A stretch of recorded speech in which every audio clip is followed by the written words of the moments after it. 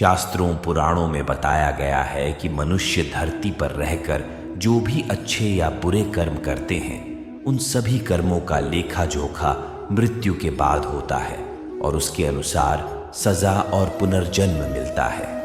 ईश्वर की दृष्टि में जो अच्छे कर्म यानी आपके काम होते हैं उसे पुण्य कहा जाता है और जो बुरे कर्म होते हैं उन्हें पाप कहा जाता है। पुराणों में कई अच्छे और बुरे कर्मों के बारे में बताया गया है, तो आइए विस्तार से जानते हैं। सबसे बड़ा पाप पुण्य, सत्य और योग को आप अगर श्री कृष्ण के सच्चे भक्त हैं तो उनका अनादर न कीजिएगा और वीडियो में अंत तक बने बिना स्किप किए बने रहिए, क्योंकि आधा अधूरा ज्ञान आपको समझदार नहीं बनाता। गरुड़ पुराण और कठोपनिषद में तो यह भी बताया गया है कि मनुष्य को अपने पाप कर्मों के कारण मृत्यु के बाद अलग अलग तरह के पापों के लिए कौन कौन सी अलग सजाएं दी जाती हैं। गरुड़ पुराण में उल्लेख मिलता है कि मनुष्य धरती पर जो कुछ भी पाप करता है उन सभी पापों की अलग अलग सजा बारी बारी से मिलती है। यम के न्याय में किसी भी पाप की सजा से बचा नहीं जा सकता है। कामी व्यक्ति के लिए ऐसी है सजा। गरुड़ पुराण में बताया गया है कि परस्त्री पुरुष संबंध रखने वाले व्यक्ति को लोहे के गर्म सलाखों को आलिंगन करवाया जाता है। जो पुरुष अपने गोत्र की स्त्री से संबंध बनाता है उसे नरक की यातना भोग कर लकड़बग्घा अथवा शाही के रूप में जन्म लेना पड़ता है। कुंवारी अथवा अल्पायु कन्या से संबंध बनाने वाले को नरक की घोर यातना सहने के बाद अजगर योनि में आकर जन्म लेना पड़ता है। जो व्यक्ति काम भावना से पीड़ित होकर गुरु की पत्नी का मान भंग करता है, ऐसा व्यक्ति वर्षों तक नरक की यातना सहने के बाद गिरगिट की योनि में जन्म लेता है। मित्र के साथ विश्वासघात करके उसके पत्नी से संबंध बनाने वाले को यमराज गड्ढा की योनि में जन्म देते हैं। लेकिन व्यभिचार और धोखा देने से भी बड़ा एक पाप है जिसकी सजा कठोर है। महाभारत के समय एक व्यक्ति ने ऐसा पाप किया था, लेकिन आजकल बहुत से लोग ऐसे पाप करने लगे हैं। जानिए वह पाप क्या है और इसकी सजा क्या है। कृष्ण की दृष्टि से यह है सबसे बड़ा पाप है। भगवान श्री कृष्ण की दृष्टि में जो सबसे बड़ा पाप है वह है भ्रूण हत्या। महाभारत युद्ध समाप्त होने के बाद जब द्रोणाचार्य के पुत्र अश्वत्थामा ने उत्तरा के गर्भ में पल रहे बालक परीक्षित पर ब्रह्मास्त्र का प्रयोग करके उसकी हत्या कर दी, तब भगवान श्री कृष्ण सबसे अधिक क्रोधित हुए थे। श्री कृष्ण ने उस समय ही यह घोषणा कर दी थी कि अश्वत्थामा का पाप सबसे बड़ा पाप है, क्योंकि उसने एक अजन्मे बालक की हत्या की थी। श्री कृष्ण ने इस पाप की सजा स्वयं अश्वत्थामा को दी थी। श्री कृष्ण ने अश्वत्थामा के सिर पर लगा चिंतामणि रत्न छीन लिया और शाप दिया कि तुमने जन्म तो देखा है लेकिन मृत्यु को नहीं देख पाओगे, यानी जब तक सृष्टि रहेगी तुम धरती पर जीवित रहोगे और कष्ट प्राप्त करोगे। भ्रूण की हत्या करने वाले के लिए सबसे कठोर सजा निर्धारित है और ऐसे व्यक्ति को कई युगों तक इस सजा का दंड भुगतना पड़ता है। किस उम्र तक मनुष्य के पाप को भगवान माफ कर देता है? पाप, पुण्य, स्वर्ग, नरक, जन्म, मृत्यु, यह सवालों के सही जवाब आज तक कोई नहीं जान पाया है। लेकिन अलग अलग पुराणों की सहायता से हम आपके ये सवालों के जवाब देने के प्रयास करते रहेंगे। ये तो आप जानते हैं कि गरुड़ पुराण में हर पाप की अपनी सजा बताई गई है और उसे चाहे जो भी करे, चाहे वो अपने माता पिता की सेवा ना करना हो या किसी निर्बल मनुष्य को सताना हो, किसी स्त्री के साथ गलत करना हो, चाहे किसी पुरुष के साथ गलत करना हो, उसे उसकी सजा नरक में भोगनी ही पड़ती है। साथ ही गरुड़ पुराण यह भी कहता है नरक में मनुष्य को सजा भोगने के बाद एक बार फिर से पृथ्वी पर जन्म लेना पड़ता है। उसे पृथ्वी पर भी दुखों के रूप में पीड़ा और यातनाएं दी जाती है। लेकिन हम आपको बता दें कि महाभारत के अनुसार 14 वर्ष तक किया गया कोई भी पाप माननीय नहीं होता। जी हाँ, 14 वर्ष तक किया गया कोई पाप मान्य नहीं होता, क्योंकि 14 वर्ष का बालक किशोर अवस्था में होता है। किंतु महाभारत के अनुसार 14 वर्ष के बाद उसके द्वारा किया गया छोटा से छोटा और बड़े से बड़ा कर्म फल सिद्धांत के अनुसार मानव को नरक में ढकेल देता है। इसलिए मृत्यु तक चाहे वह किशोरावस्था हो, चाहे वो युवावस्था हो या बुढ़ापा हो।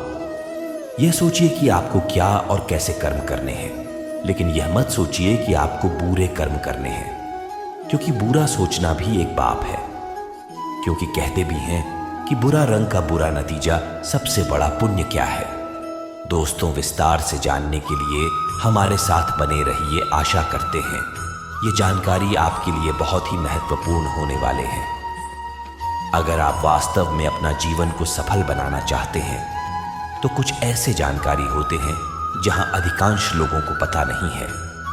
आज हमारे चैनल यूनिवर्सल हिंदू धर्म के माध्यम में वही जानकारी प्राप्त कर सकेंगे जहां आपको जीवन में हमेशा सफलता प्राप्त करेंगे। हम इंसान जन्म लेते हैं, मगर हमारे सही कर्म क्या है और गलत कर्म क्या है यह तो हमारे माता पिता ही सर्वप्रथम बताते हैं, उसके बाद स्कूल का शिक्षक और अपना गुरुदेव। हम सभी को हमेशा याद रखना चाहिए कि भगवान अगर सामने हैं तो वह है सर्वप्रथम माता पिता। जो व्यक्ति अपने माता पिता की सेवा में किंचित त्रुटि नहीं रखते हैं, ऐसे व्यक्ति को तो भगवान खुश रखते हैं, उनके हर बाधाओं का विनाश होते हैं। वर्तमान कलयुग है, इस युग में पुण्य से ज्यादा पाप होते दिखाई देंगे।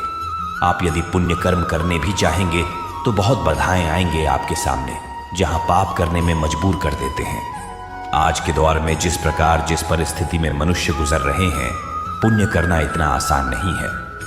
अगर व्यक्ति चाहेंगे इस कठिन कार्य को भी आसान बना सकते हैं। इसके लिए हमेशा हरे कृष्णा हरे रामा रामा रामा हरे हरे इस महामंत्र का जाप सुबह शाम जाप अवश्य करें। इससे नकारात्मक ऊर्जा का प्रभाव उस व्यक्ति के ऊपर नहीं आ सकता है, क्योंकि यही एक कलयुग का महामंत्र है।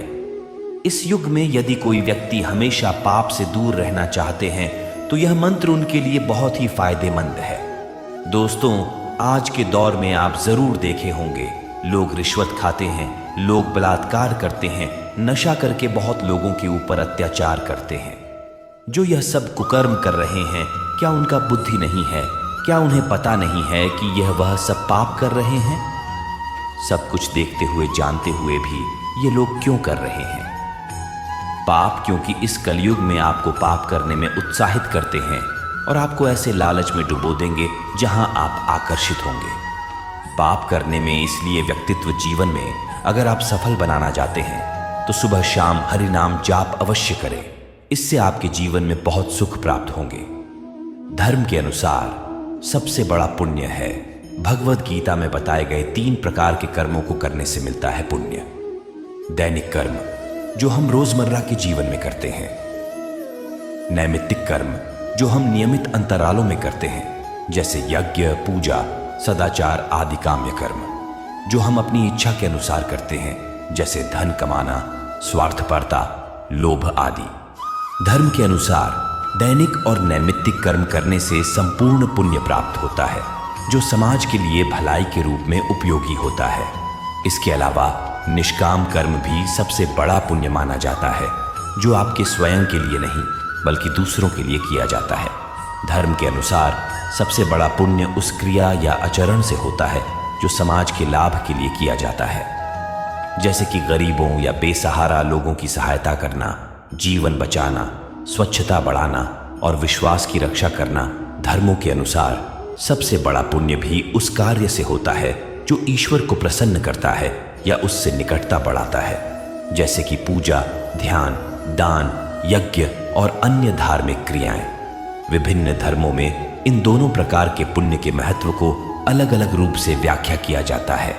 हालांकि सबसे बड़ा पुण्य वह होता है जो निस्वार्थ होता है और सभी जीवों के लाभ के लिए किया जाता है। सबसे बड़ा बनना काम क्या है? मित्रों, सबसे बड़ा पुण्यकर्म यह है कि आप सभी जीवों से लगाव रखें, प्रेम करना सीखें, अपनों से ज्यादा दूसरों को प्रेम बांटे। यही है सबसे बड़ा पुण्य का काम है। पार्थ नैवेह नामुत्र विनाशस्तस्य विद्यते न ही कल्याणकृत कश्रीद दुर्गतिं तात गच्छति। भावार्थ, भगवान कृष्ण कहते हैं कि जो व्यक्ति निरंतर जन कल्याण के ही कार्य करता रहता है, उसका इस लोक व परलोक में कहीं भी विनाश नहीं होता, तथा न ऐसा भलाई करने वाला व्यक्ति कभी भी किसी से पराजित होता है। जो व्यक्ति सबसे बड़ा धर्म, परोपकार वह प्रेम को मानता है, वही वास्तव में आध्यात्मिक है। भगवान श्री कृष्ण यहाँ कहते हैं कि जो व्यक्ति निरंतर समाज के कल्याण के लिए कार्य करता है वह एक तरह से मेरे द्वारा निमित्त शुभ कार्य को ही कर रहा है। भगवान धरती पर जब जब अवतार लिए हैं उनका मुख्य कार्य रहा है जन कल्याण के लिए। उन्होंने आने वाली समस्त मानव जाति को एक राह भी दिखाई। ईश्वर यहाँ यह स्पष्ट कर रहे हैं कि ऐसे कल्याणकारी पुरुष का कभी भी लोक या परलोक में विनाश नहीं होता है। वह अजेय है, आत्मा तो अमर है, शरीर नश्वर है, मृत्यु निश्चित है, पुनर्जन्म होना ही है, यही सबसे बड़ा सत्य है। श्रीमद् भागवत गीता के अनुसार योग क्या है? योग की परिभाषा महर्षि पतंजलि के शब्दों में ये है, योगश्चित्त वृत्ति निरोध। अपने चित्त की वृत्तियों का निरोध करना, रोकना ही योग है। योग का एक सीधा और सरल अर्थ होता है जोड़ना। लेकिन हम उस ईश्वर से जुड़े कैसे? इसके भी कई तरीके हैं, जैसे ज्ञान के द्वारा, ध्यान के द्वारा, भक्ति के द्वारा इत्यादि। लेकिन इन माध्यमों के द्वारा भी ईश्वर से तभी जुड़ सकते हैं जब हम अपनी इंद्रियों को वश में करेंगे। नहीं तो इंद्रियां अपनी तृप्ति चाहती हैं और उनमें समय बर्बाद होता है और अंत में दुख भी होता है। और यही कारण है कि महर्षि पतंजलि कहते हैं कि चित्त की वृत्तियों का निरोध करना ही योग है, क्योंकि जब मन से सारी विषयों की वासनाएं खत्म हो जाएंगी तो प्रत्येक व्यक्ति के पास समय ही समय होगा और तब ईश्वर से जुड़ने के अलावा और कोई कार्य नहीं बचेगा। तब व्यक्ति ये बात अच्छे से जान सकेगा कि सारी समस्याओं का एक ही हल है और वो है ईश्वर के संबंध में अपनी स्वाभाविक स्थिति को जान लेना। तो इस तरह श्रीमद् भगवद गीता पढ़ने के बाद योग का यही अर्थ निकलता है कि ईश्वर के संबंध में अपनी स्वाभाविक स्थिति को जान लेना और फिर ईश्वर के पूर्ण ज्ञान सहित आनंद मग्न होकर कार्य करना, जैसा कि अर्जुन ने किया था। क्योंकि युद्ध शुरू होने से पहले अर्जुन अपनी इंद्रियों को संतुष्ट करना चाहता था कि मेरे सगे संबंधी जीवित रहेंगे तो मैं सुखी रह पाऊंगा, लेकिन वो वास्तव में सुखी नहीं हो पा रहा था। लेकिन जब उसने ईश्वर के ज्ञान को सुना और ईश्वर से अपने संबंध को जाना तो वो एकदम सुखी हो गया और उत्साह में भरकर युद्ध किया और विजयी भी हुआ। यही योगी की पहचान होती है, जैसा कि श्रीमद् भगवद गीता में भगवान श्री कृष्ण ने कहा है, अनाश्रितः कर्म फलं कार्यं कर्म करोति सन्यासी च योगी च न निरग्निर्न चाक्रिय। अर्थात जो पुरुष कर्म फल का आश्रय न लेकर करने योग्य कर्म करता है वही सन्यासी तथा असली योगी है और केवल अग्नि का त्याग करने वाला सन्यासी नहीं है। यही सबसे बड़ा योग है। उम्मीद है आपको हमारी वीडियो रोचक और ज्ञानवर्धक लगी होगी। ऐसे ही वीडियो के लिए चैनल को सब्सक्राइब कीजिए और हमारा हौसला बढ़ाइए। श्री कृष्ण सबको खुश रखे। जय श्री कृष्ण।